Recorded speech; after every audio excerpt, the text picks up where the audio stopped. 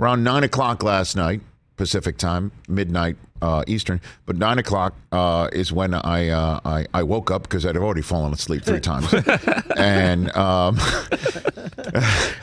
look at my phone. The kids just beat it out of you. And amen to that, Rich. Was this after the Scrabble game? Well, we'll discuss that later on in this program. But yes. So I look down at my phone and I see a statement. What is this, like a midnight statement? I don't know when they released it, but it's certainly, that's when it hit on my Twitter feed, a statement from the owner of the Miami Dolphins, Stephen Ross.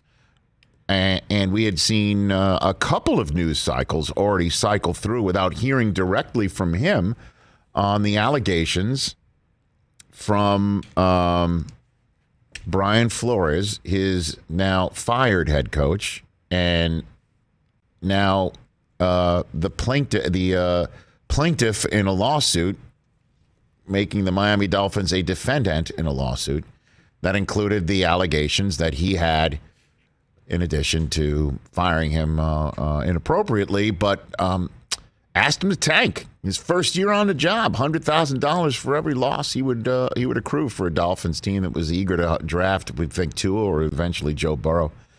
We finally got a statement from him, quote, "With regards to the allegations being made by Brian Flores, I'm a man of honor and integrity and cannot let them stand without responding. I take great personal exception to these malicious attacks, and the truth must be known. His allegations are false, malicious, and defamatory.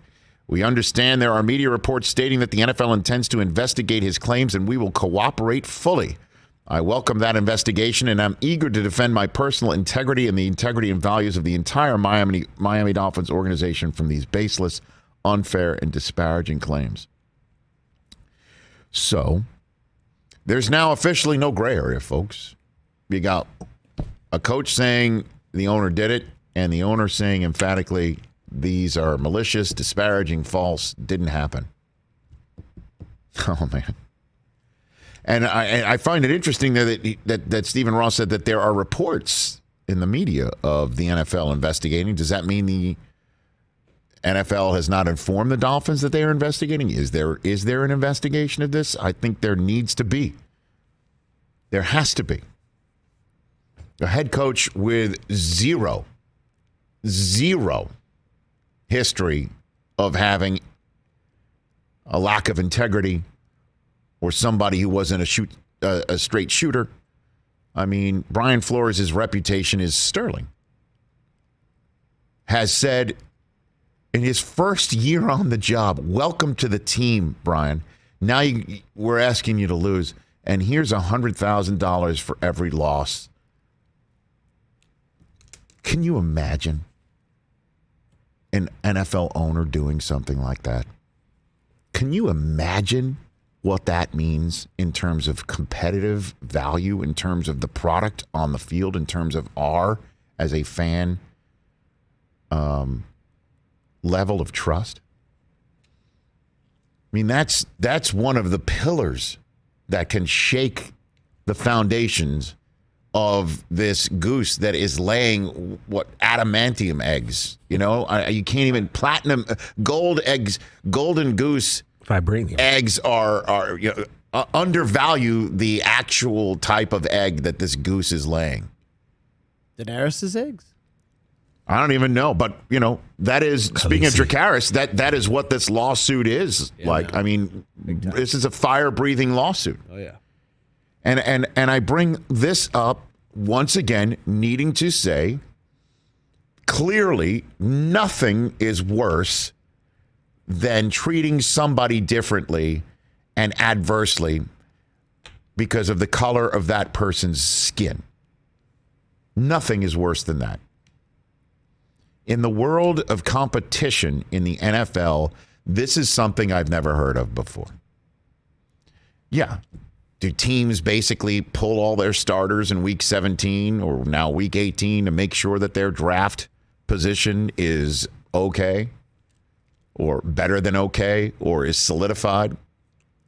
Yes, it happens. You know what I've also seen? I've also seen teams that should do that, and they don't, and they win. I was in Indianapolis on Saturday night of a late season game in the suck for luck year, which is the phrase that you were hearing in Indianapolis the minute that Peyton Manning's neck wasn't going to stand the test. The old 2011 Colts, Rich. I was there. What was that? It's a Saturday night, week 16, if I'm not mistaken? Week 16, yeah. They had won the week before against Tennessee. Their first win of the year. Yeah, to go to 1-13. And then the Texans had already clinched the AFC South and came into the building. And it still couldn't even beat Indianapolis, which they had a major trouble doing when Peyton Manning was the quarterback there. And Reggie Wayne caught a touchdown pass with no time left. And I was sitting on the set with Marshall Faulk, and I was sitting on the set with Michael Irvin and Mooch, and we're all looking at each other as the fans are going crazy and cheering, like, what are they doing? Yeah, why are they cheering? Do they understand that they may have just lost the ability to draft Andrew Luck first overall? And for anybody, I can't believe this is 10 years ago, huh? That anybody out there who might be new to this football world, this was the equivalent of Trevor Lawrence last year. Yeah. Dan Orlovsky threw the pass to Reggie Wayne. We were wondering what the hell they thinking. Yeah.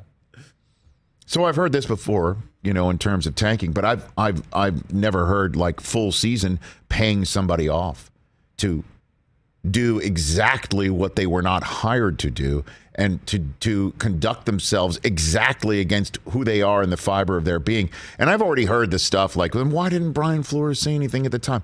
Are you serious? He just got hired. And guess what he did anyway? Started winning games. Yep. To the point where he says that put him in bad favor right off the bat with his new boss. And in terms of why didn't he do something about it at the time, if this is true, then do you see how many other jobs are there for people of color at the head coaching position right now? We may go through this cycle with 8-9 jobs open and all of them filled by white men.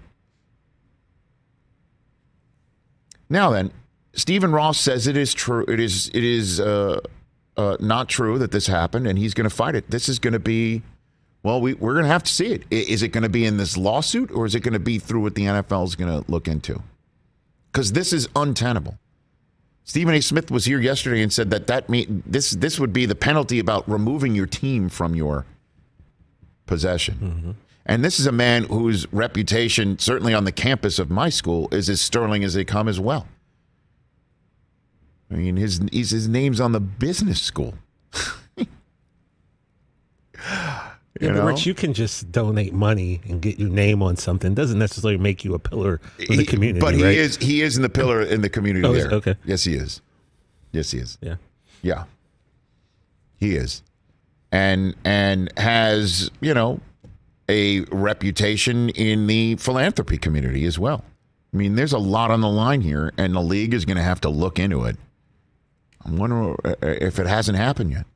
I mean, we got to get on it. I know we got a Super Bowl going on, but this is the integrity of the game. This goes to the heart of everything.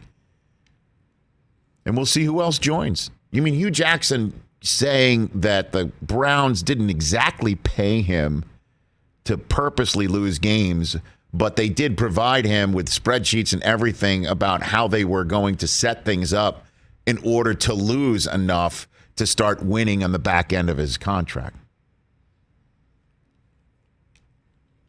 That might be tanking by another name, but this is just flat out.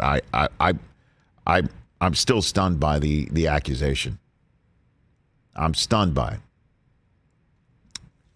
And so that was an interesting response from Stephen Ross, and wanted to lay that one out there. Hey, you watched all the way to the end. Thanks for that. Watch more right here.